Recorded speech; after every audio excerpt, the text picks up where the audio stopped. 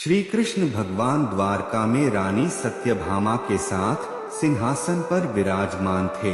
निकट ही गरुड़ और सुदर्शन चक्र भी बैठे हुए थे। तीनों के चेहरे पर दिव्य तेज झलक रहा था।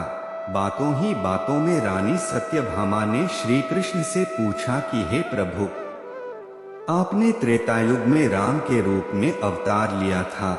सीता आपकी पत्नी थी, क्या वे मुझसे भी ज्यादा सुंदर थीं? द्वारकाधीश समझ गए कि सत्यभामा को अपने रूप का अभिमान हो गया है। तभी गरुड़ ने कहा कि भगवान, क्या दुनिया में मुझसे भी ज्यादा तेज गति से कोई उड़ सकता है? इधर सुदर्शन चक्र से भी रहा नहीं गया और वे भी कह उठे कि भगवान, मैंने बड़े बड़े युद्धों में आपको विजयश्री दिलवाई है, क्या संसार में मुझसे भी शक्तिशाली कोई है? भगवान मन ही मन मुस्कुरा रहे थे। वे जान रहे थे कि उनके इन तीनों भक्तों को अहंकार हो गया है और इनका अहंकार नष्ट करने का समय आ गया है।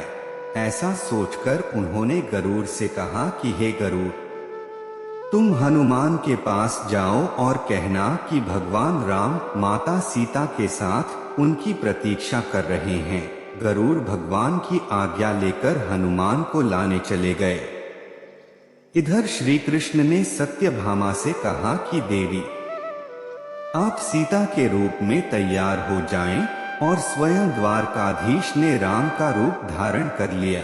मधुसूदन ने सुदर्शन चक्र को आज्ञा देते हुए कहा कि तुम महल के प्रवेश द्वार पर पहरा दो और ध्यान रहे कि मेरी आज्ञा के बिना महल में कोई प्रवेश न करे। भगवान की आज्ञा पाकर चक्र महल के प्रवेश द्वार पर तैनात हो गए। गरुड़ ने हनुमान के पास पहुंचकर कहा कि हे वानर श्रेष्ठ, भगवान राम माता सीता के साथ द्वारका में आपसे मिलने के लिए प्रतीक्षा कर रहे हैं।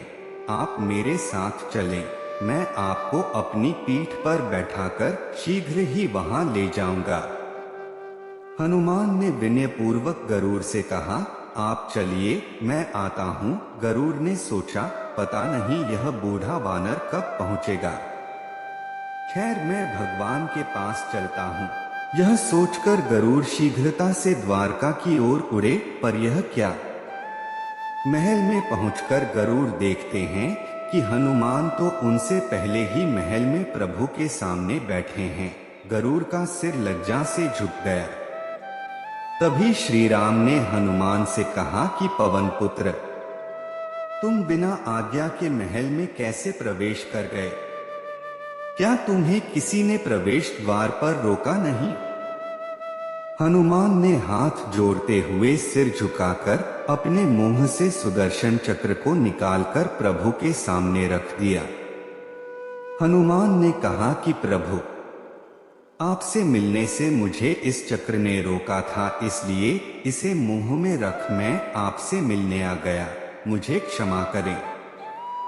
भगवान मन ही मन मुस्कुराने लगे। हनुमान ने हाथ जोड़ते हुए श्री राम से प्रश्न किया, हे प्रभु, आज आपने माता सीता के स्थान पर किस दासी को इतना सम्मान दे दिया कि वह आपके साथ सिंहासन पर विराजमान है?